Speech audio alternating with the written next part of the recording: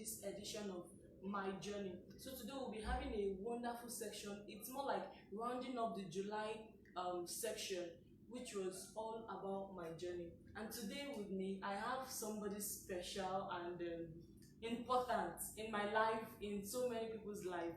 And it's no other person than Mrs. Florence nwabuike. Thank you for agreeing to be on this show. And it's a privilege. Let me start by saying that it's a big privilege and honor for us, and we really appreciate learning from the, let me use the master's feet. Okay, so first we want to know, who is Mrs. Florence nwabuike? Okay, like you already mentioned, my name is Florence nwabuike.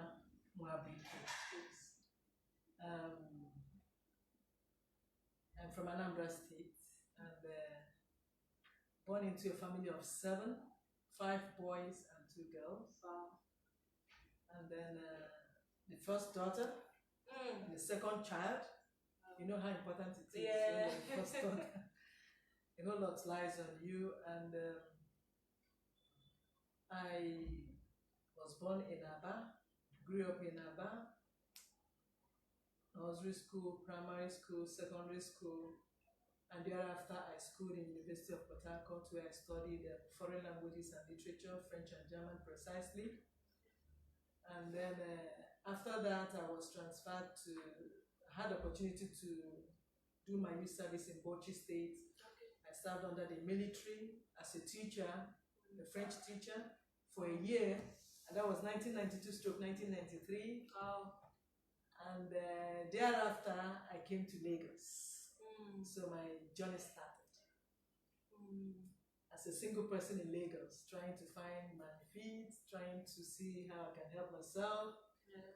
And then I was born into a family where my parents were businessmen, were more into business. Yeah. My father was a businessman, my mom was a major distributor of Nigerian bottling company, and then 7-Up, Limca. Yeah. So she was among the top, if not the second major distributor of beverages in Aba. And Wow. as a child, I saw business.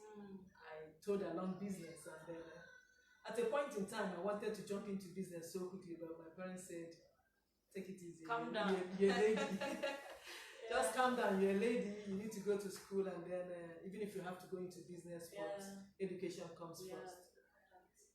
That is me. That was how I started. Wow. The whole story is already interesting. So we have a lot of questions to ask, and not only from us, but we had some questions from other people who asked, and they want us to ask you. Okay. So how did this all, let me start. Okay, as a young lady, you came to Lagos. How was it like as a young lady living alone in Lagos? Was it easy, or was it a smooth journey? The first place when I graduated from the university, served in the north, I didn't feel like I could stay in the north. So I came down home, but I looked around Aba. I found out that it's not a place you can get a very well-paid job. Okay. Aba is more majorly for business. It's a commercial center. Yeah. So I decided to move to Lagos, where everything happens. Yeah. That was how I came to Lagos, and I against all odds, I had cousins, and you know how difficult it is for people to really accommodate you and feed you. You're not doing anything. It was a bit difficult, so I tried to carve out a niche for myself. I tried to, like, at the same time I was looking for a job, I was also trying to help myself. I could go then to do more, help some people to sell, and then I get paid daily, and I could eat and then transport myself back home while I was still waiting for a job.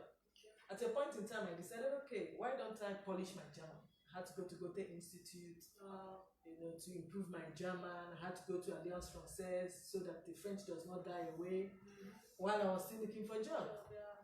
Along the line, getting a job in Nigeria is not easy, and also trying to, you must know this person that knows this person that knows that person. Yeah. But I believed God strongly. And I was not idle. I was doing many things at the same time. I was teaching children French, English. I was teaching adults French and German, because you could find out that some people really wanted to learn the language. Yeah. It helps them one way or the other with their businesses. So I was teaching people per hour. It was paying me well. At the point in time, I decided I didn't even want to go look for a job anymore. I had people that could really schedule my time. Probably 1004, I had a client there. I had some people in Festac. I had some people that their children really wanted to travel to Germany to study or to France, and they wanted somebody to take them on the basics. So I had students here and there. It was okay for me, and at the point in time, I felt I could organize my time. I didn't need to start looking for a job. And I was still doing one or two things alongside the teaching, and I was breaking even. It was okay for me. I wasn't just idle. Okay, to my own understanding, with all this summary, I would say it wasn't an easy journey at first. Not at all. Okay, so now let's move down to the present thing. What do you currently do? At the moment, Yeah. let's start from somewhere. Okay. Growing up as a child, Yeah. when we watch television, we see white people and always say, "Oh, this place is beautiful. I want to visit this place before I die." Yeah. And as a child, I was walking towards it. Yeah. And when the opportunity came, like when I came to Lagos, I felt, okay, why don't I try something else? I applied to a university in Belgium to study, and then I got the opportunity. So I traveled to Belgium in 1998 to study language and culture. That was under Faculty of Letters, English. And then after that, I had my master's degree in cultures and development, which was under anthropology. And that was just 2 years of intensive learning. And then I decided I need to go back home. Okay. And luckily for me, when I got back home, I was opportuned to be interviewed in Lufthansa, and I got a job. Okay. So I started working with Lufthansa February 2001. Wow. I'm still working with them today. Wow. Wow, that's a long journey. 19 years ago. Wow. Wow. Okay. So she currently works at Lufthansa now. Whoa, 19 years. 19 years. Wow. Wait, I want to really ask this question because a lot of persons will not stay that long in a particular place. Was it that you were doing what you loved doing there, or something? What was keeping you there?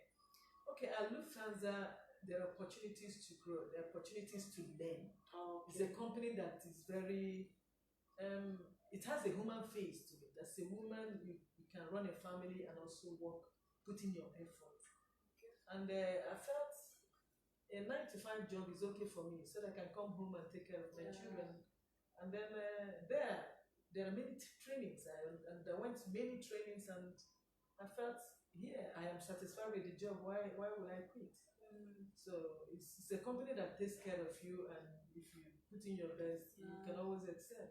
Wow. So I have job satisfaction with it. That's why I'm still there. Okay, great. Now we are clear about that. Now you said something, so let's dive into that. Family. So we want to really know. We know she's married for a very long time. As you do Nigeria, over 17 years. 22 years. Oh! She's married for 22 years. 22 good years. Oh my goodness! Wow. That means she knows everything about marriage. No. About marriage. Basically, one day at a time. As in, we live in one day at a time. Wow. So, but how do you balance your work and family? Because we know working in Lagos is not an easy journey with the traffic, with this and that. So how do you balance it? I think the first thing is determination. Okay. And the second thing, the most important thing of them is God. Because you really need to draw strength from Him. Okay. It takes a lot. It's stressful. You already know the Lagos traffic. And then raising children.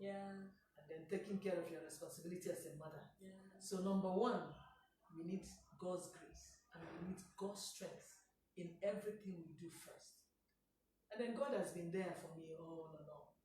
And then with that, if you know the purpose, or you work towards the purpose that God has for you, because for each and every one of us, the Bible made us understand that He has plans for us. And then there are plans of good. If you key in into this plan, you have given your life to Christ. You know Jesus in and out. He lives in you. Then you have really given your life to Christ. Then it's easy to push along. It is easy to endure. It is the determination comes. That is the first step. If you have Jesus in your life as your Lord and personal Savior, the strength that He gives within is enough to make you push on. So it's never been easy waking up 4:30 and then having to drive at 5:30 because I don't like traffic. So I would prefer to get to the office on time, and then calm enough. I start the day. Because when you rush, I believe that when you rush into the office, you're already disorganized. So I like to get to the office, take my time, get ready for job, and then start off. And then along the line, because it's a 9 to 5 job, and then if you hit the road, you're home on time, you still need extra time for the family. The children, checking their homework, trying to know how their day was, trying to know how the school is running and everything, trying to get back to the teachers to know if there is anything expected from your end. It's not easy, but one thing is the determination. Don't just give up. If you're determined that I want to accomplish this, I don't want this part of my life to suffer. Because it's not all about making money. If you make money and you come home and then the kids you made money for are not living up to expectation, you will not be happy yourself too. So you really need those times. There are times you come home, you are very exhausted, but because you know that there is a motive, there is a goal behind what you want to do, and you trudge on. Wow. So the key word is determination and God. God is number one. God is number one. Yeah. Then He gives you the strength. Wow. He gives you the grace. Okay. Then when you're determined. Okay. Because what I'm asking this is, friends, I know her very well. I can send her a message at any time and she will reply me. Because she just know how to accommodate probably everybody, and you don't look stressed many times I see you. I like things to slide off me. Listen, let me tell you the main key. Another key you need to understand is I'm a sport person. Okay, yeah, that's true. I was a karateka. I was the first female karateka in River State. Wow. Yes, I represented River State as far back as between 1988 and 1992 that I was studying in the University of Port Harcourt. Wow. So it's, as a karateka, a martial artist, let me use the word, as a martial artist, it gives you an inner strength. There is an inner strength. You never get tired because the training itself stretches you to limit. You are trained for your body to take pain, to accommodate pain. That even with childbearing, your body can take pain. Wow. So if your body could stretch that far to accommodate pain as a martial artist, you can go as far as you can. And then as a martial artist, you're trained to sharpen your brain because you need to react sharply to your instincts need to be very sharp. To react, the reflex has to be very fast so that you'll be able to counter an opponent's punch or an opponent's attack. So one, punctuality. If you're a sports person, listen, I just advise anybody, just try and find one sport and add yourself in it. As a sports person, punctuality is key in whatever you do. Your reflex is very high. You have an inner strength. And then we are trained to allow the pain to flow all over your body. Yes. When you distribute the pain evenly over you, then you don't feel the stress. It's not like it's clogged. It's not like, oh, this part of my body is paining me, I allow it to stay here. As a martial artist, you allow the pain to be distributed evenly over you. And then it's fine. That is why no matter what I do, it shouldn't weigh me down because I allow it to pass all through me. And then it's fine. So my training as a martial artist for over 4 years, and then I never stopped. Even if I'm no longer actively in martial arts, I still do some other trainings on my own. I jog, at least I run the treadmill 3 times a week. And at least, luckily for me now, where I work, we have a gym that you can use in the mornings, and then have your bath very conveniently, and then get to work. So leaving the office is also a very big advantage for me to add it to the sports. Wow. Okay, so now I know why the whole stress was not. No. Oh wow, that's it's really amazing. Well, you may be hearing children. She has four. Four. 3 boys and a girl. God, wow, and she's still looking very young. Three Like boys and- like since I know her, she has not changed. So I've added a little flesh. like I can see the flesh actually. Okay, now let's move on to we want to talk about a little bit of marriage and before we move on to the other segment, because we notice lately not every woman can really handle marriage, children, and their job. But is it because they are not determined? Because I know some maybe it's just the work is, I don't know. Some will say the workload is too much. I can't do this for my children, this is for my husband, and still do this for the job. What can they do, or what do you think is a problem? It depends on you. Okay. If you put your limit here, you stop here. Okay. If you put your boundary here, you stop here. But if you're able to go further, you go further. It is a mindset thing. It's a thing of the mind. The only time I am tired is when I hit my bed to sleep. But I can keep going. Yeah. Number one, like I told you, is just God. Yeah. And number two, if you don't try to make things weigh you down, then you find out that it's still the same energy you're going to put in. I don't work. I can work for 8 hours without feeling it, because I don't grumble while doing it. I've already set up my mind. This job is going to be for 8 hours. Then why am I grumbling? If you take it one step at a time, gently you arrive at it. But when I'm already grumbling and complaining and talking ill about it, or I'm already seeing the end when I've not started anything. I'm tired. I'm putting myself under pressure. Yeah. Don't put yourself under pressure. It is something you have already put in your timetable. This is what I have to do. Yeah. I wake up by 4:30. I drive by 5:30. Oh God, I can be in the traffic for 6 hours. I don't care. I love driving in the first place. Okay. And then I'm doing it effortlessly. I don't like to complain while driving. Okay. And also, when you abuse other motorists or other road users, it's an energy thief. You're already sucking your own energy. So whatever you're doing and you're gladly doing it, you don't feel it. It doesn't weigh you down. That is how I move. I've been driving to the island for 17 years. Wow. And then for me it is nothing. Though I can make do with a driver, but I'm at my best when I'm driving, so it's nothing. And when I get home and I know, okay, I have to still look at the homework. You already know it's a timetable. Why are you angry about it? Why are you putting yourself under pressure about it? It is not easy. That's just the truth. It is not easy, but you really have to, with God on your side, and with your timetable already there. This is what I know I have to do. Then you try to accomplish it, and then it's fine. Wow. Okay. Well, that's enough to take in. Really, I'm also learning a whole lot now with these few minutes. So let's talk about career for a woman, because you've been a role model to a lot of persons, including myself, because you showed so much strength, and I can't really explain how. But the thing is, how does a woman choose a career and stick to it and be successful with it?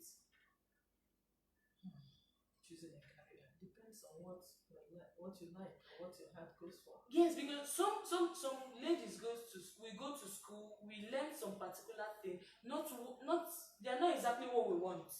You understand? Maybe the course we're choosing by maybe mistake or by our parents, and we just have to study that, and we graduated and we're working in line with that career, but we're not really seeing the progress despite what we are putting at. What should that person do? Did you pray about it? That's the question. Wow. Pray about it and let God open your eyes to where you're there already. Listen, when I went to secondary school, but because we have parents who didn't go to school, at a point in time when I wanted to choose the course to study, my French teacher just came from nowhere. Oh, you are the best student I have for French. Why don't you study French? It's unlike now that parents can guide their children, or give them suggestions, or listen to their children, or work with them and know. where they will can fit in. fit in. Yeah. But for us, we didn't have parents that could give us such ideas. It just came from nowhere. Oh, you're so good with French. You're the best student I have. Why don't you study French? And that was how you studied French. What can I do? Wow. But the most important thing for me is find satisfaction in whatever you're doing. What are you satisfied with? If you're a banker and you want a fast salary and that gives you happiness, then fine. But for me, what is my priority? My priority is to get a 9-to-5 job, come home, and still function as a mother. Okay.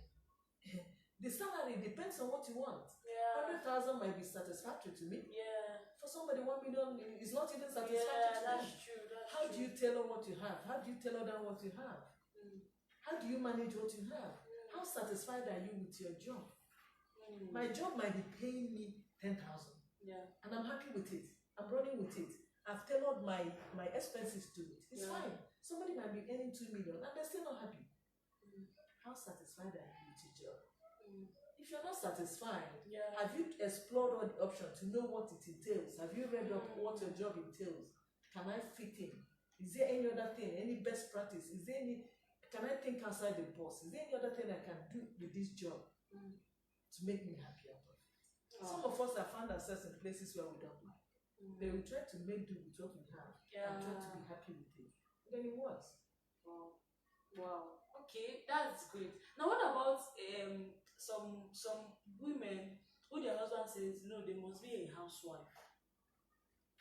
What should they do? Most of them don't like it. They are not happy with it. But is there anything they can do to change that circumstance? We are women. This is Africa, where the man has the ultimate say. The thing is, if you are mandated to be a housewife, because that's mandatory. Pray about it and try to convince your husband. Talk to him. Make him see reason. Talk about it. Maybe he has reasons why he does not want you to work. Honestly speaking, the Nigeria we have now, 2-person salaries are not enough. Honestly. And then along the line, even as a housewife, they call them homemakers now. They don't call them housewives. Yes, because that's quite a lot of job. Yes, that's true. Even as a homemaker, what else can you add alongside it? There are women who are homemakers and they're still running a lot of things from their homes.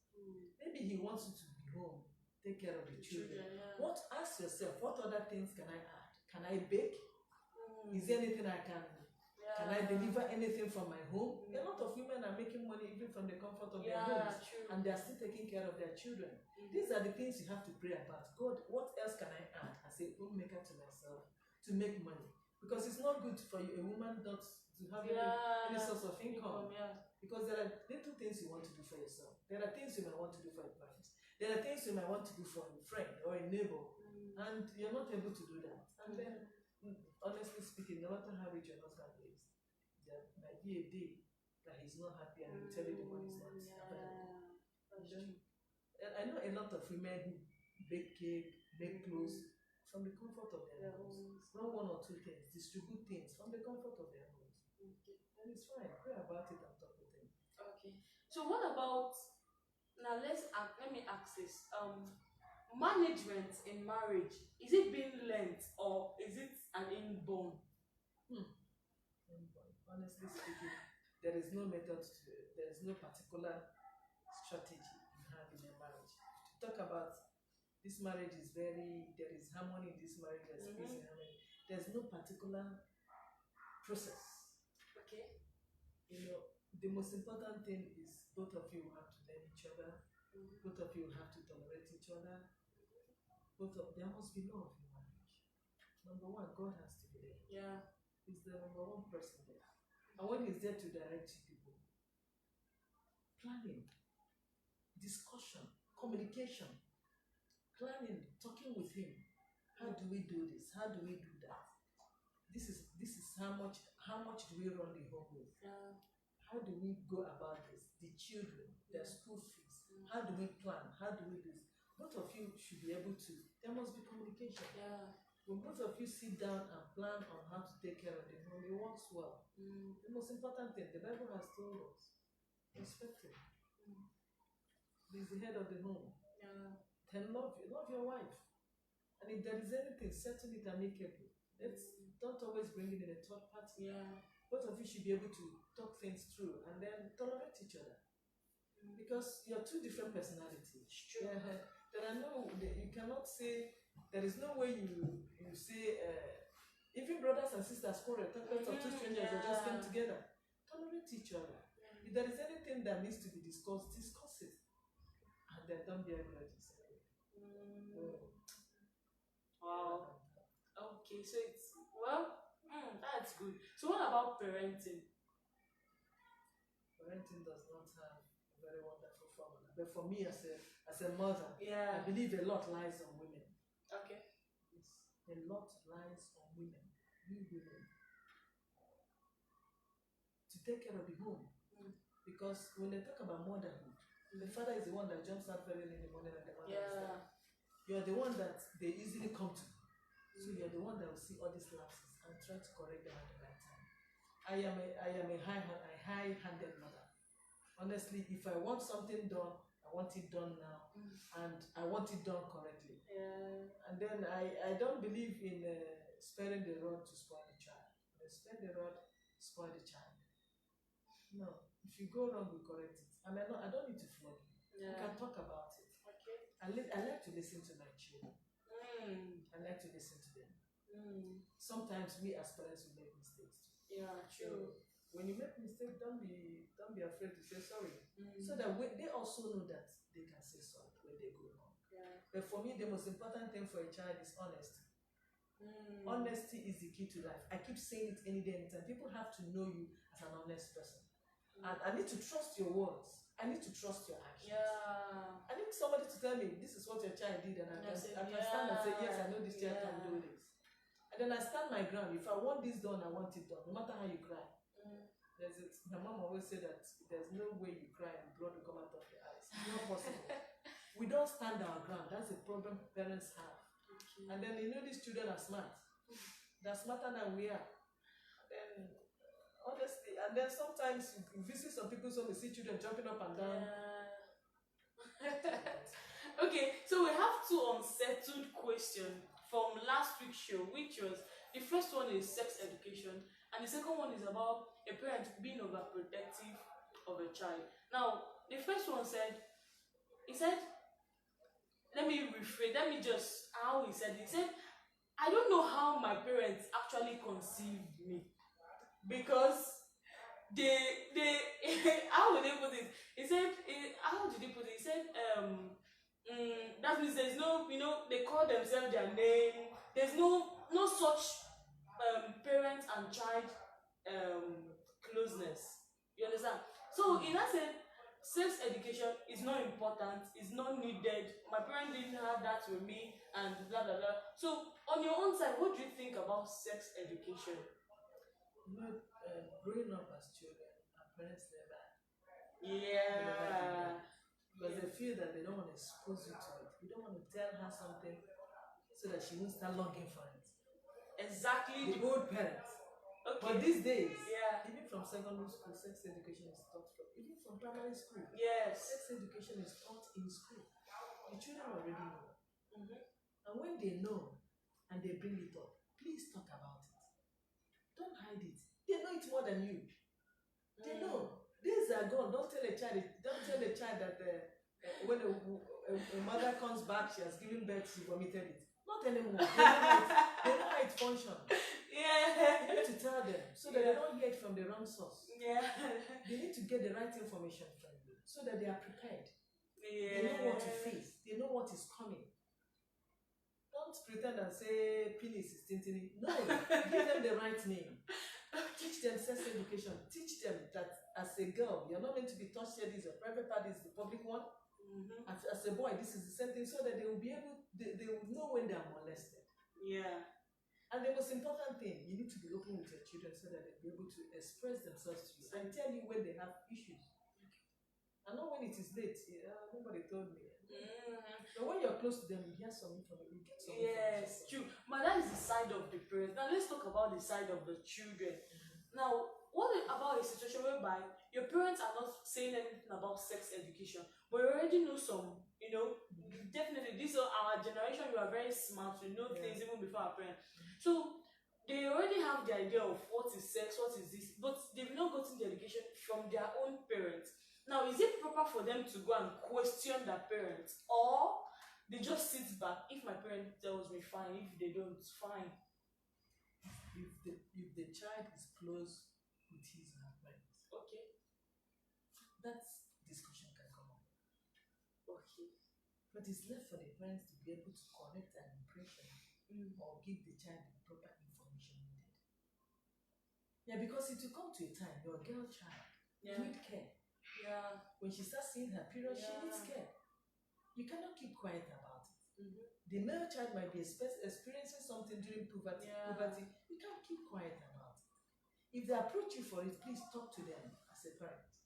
And then children can be encouraged. It's only when you have a good relationship with them that they'll be able to tell you something. And not when they're watching television, some people are kissing themselves, then you're closing. It's something they already know. So it's better to talk about it. It's better to discuss it. Encourage them to talk about it. That's what I would rather do. I would rather encourage my child to talk about it. So if there's something you don't know or something where you're misguided, I would direct you. Now, but what do you see the problem is between a parent who is not close to the child? There is no, I don't know, there are some families that the mom can't even say anything to the child, or the child says anything to the, what can be done? Or will it just be like that? Honestly speaking, that is, if there is no communication in family, any relationship is doomed already. Because there are certain information your child learns you. At a point in time, your child should be able to speak your language, even react the way you react. I found out recently that one of my children wears his wristwatch on the right, because I wear my wristwatch on the right. Your children they follow your footsteps. That is why as parents you need to do the right thing. You must communicate with them. You need to be close to them. You need to bond with them so that you'll be able to guide them right. Okay. So the second one is about a parent being overprotective. So she said, we asked her what didn't she like about our upbringing, and she said, my parents never gave me the chance to explore. Like explore what? Where is the exploring? no skill. She said she did not get any skill, nothing. She just, their own was church and school. There was no other thing they allowed her to know, to do and all of that. So what do you think about that? Was the parents right somehow, or some of them they feel that the moment I let them out of my sight, something will go wrong. But you need to let them out of your sight. Let them try. They have to. These days, children go to university as young as 16, 17 years. You're not there with them. You're not there with them. You need to allow them. The first place, have you soaked them in the word? If you soak them in the word of God, if you have led them to Christ, if they know Christ, there are certain things that they can't do when they're out of your sight. And what are you afraid of? You're afraid that the moment you let them out of your sight, they will get pregnant. When they go to university, they want to get pregnant. They will. So if you have brought up your child in the way of the Lord, he will not depart from it. You need to speak the word to them. They need to know the word, so that when you are not there, they will represent Christ well. That is the most important thing. That the ambassadors of Christ, that wherever they go to, it's not because you lock them inside your house. The day they step out, they might get pregnant and come in. How do you account for that? Soak your child in the word of God. Those words that wherever he is, he brings glory and honor to the kingdom. That is the most important thing. And not to be afraid. Okay. So not all right. Now we get it. So not being overprotective. What are you protecting? What you don't even know. What are you protecting? You're not there. You're not a watchman. Okay. There are days when I go to work, I don't know what is happening in my home. But I trust God that the words are spoken over them. The word of what they have heard is enough to guide them. Okay. It's enough to guide your children. It's not to lock them inside the house. Okay. So, ma, what do you advise a young person who is dealing with some personal issues, probably relationship issues, or some personal issues that they can't relate it to their parents? Who is best? Who should they talk to? The thing is, in churches there are counseling departments. Okay. In CPM Okota we have teenagers. Yeah. Is there nobody to talk to? Is there nobody you trust to talk to? We have teachers you can talk to. Yeah. There are still the counseling portion of the church, of the teenage church. You can talk to a teacher.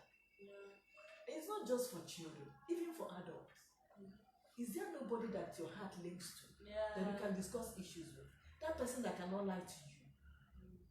You have spoken to God about it, yes. But at a point in time, maybe you're down or you're depressed, or there's a particular thing you need clarification on.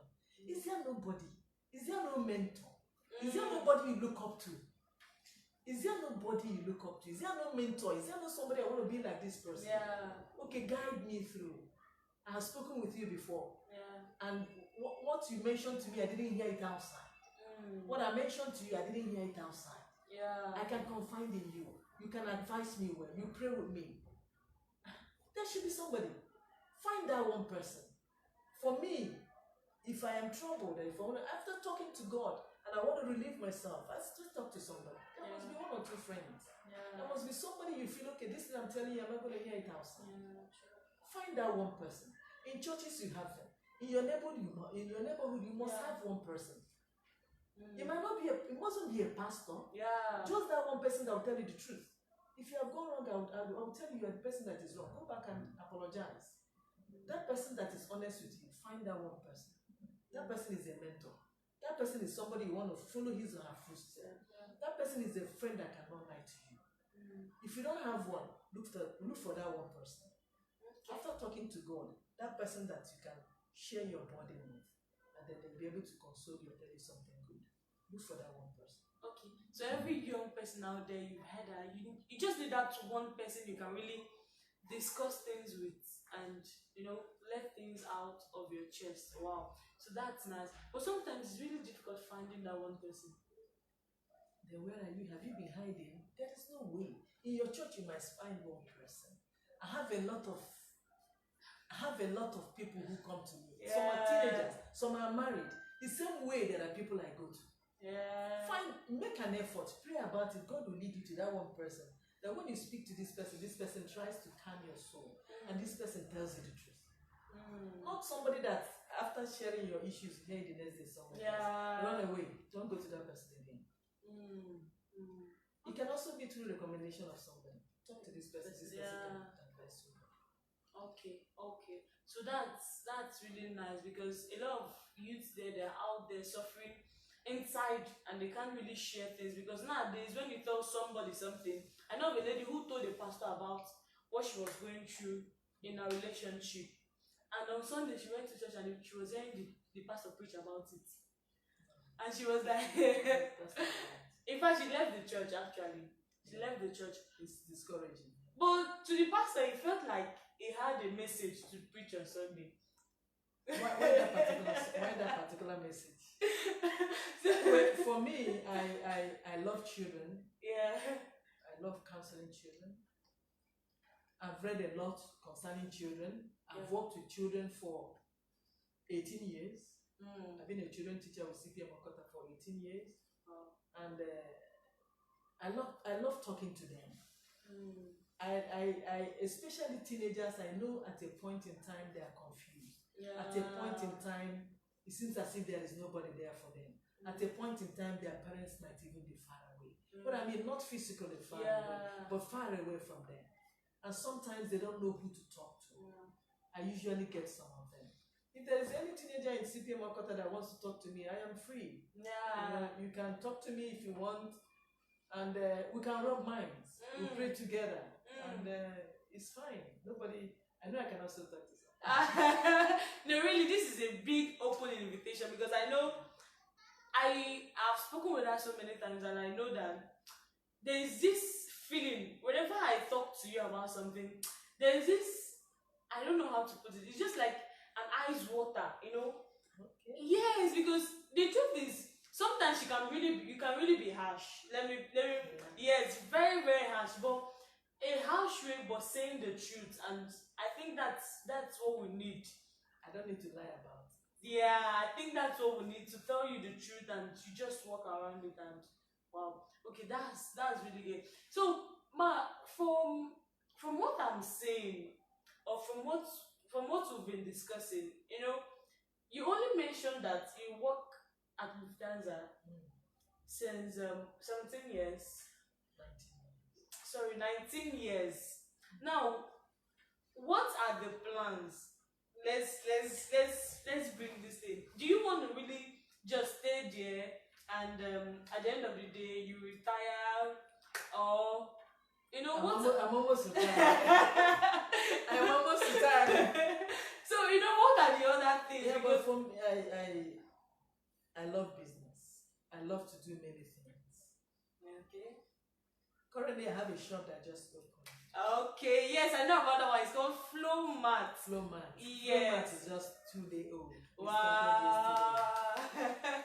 And then we're into beverages, we're into Yeah, also it's wholesale and household retail. items. Yeah. I have my hands in too many things. Mm-hmm. I also have transportation business. I have my hands in many things. Oh, wow, wow.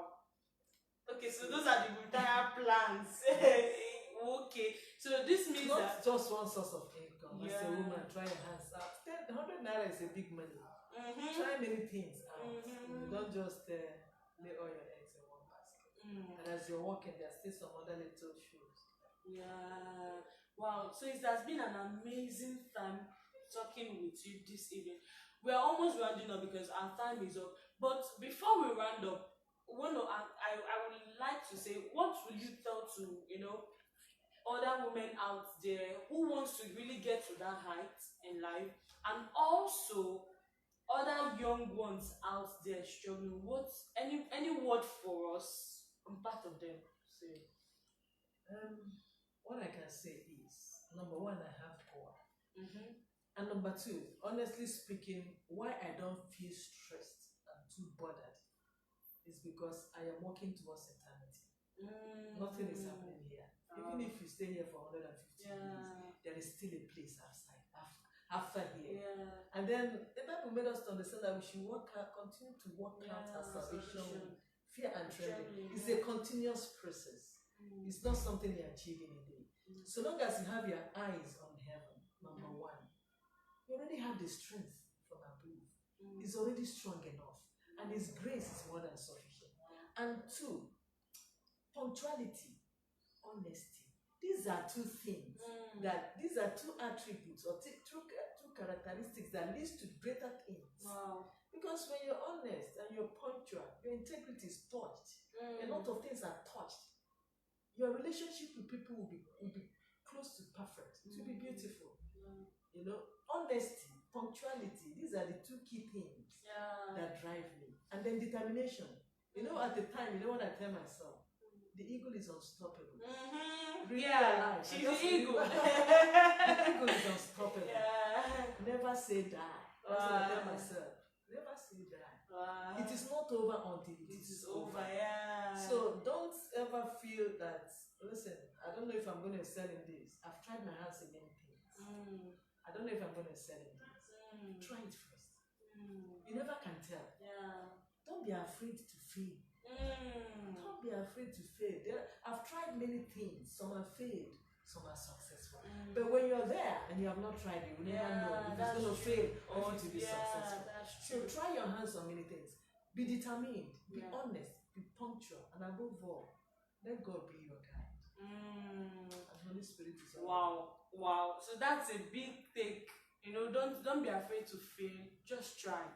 And we've learned a lot this evening, and we want to say we are grateful for this opportunity. We want to say a very big thank you for having me. Yeah, you know, it's amazing. Learning from you every time is very refreshing, and we are happy. So we've come to the end of today's show. In fact, I feel like we shouldn't end because a lot of questions, but don't worry. So we've come to today's the end of today's show, and my name remains Mrs. Juliet, and we'll see you guys next week, because next month we are entering into a whole lot, and it's talking about courtship, marriage, and relationship. Wow. Don't miss out. Yes, August is going to be boom. We'll be having some amazing couple in our shows, and we hope God see us. So don't forget to like, follow, and share this video. God bless you. See you all next week. Goodbye. Bye.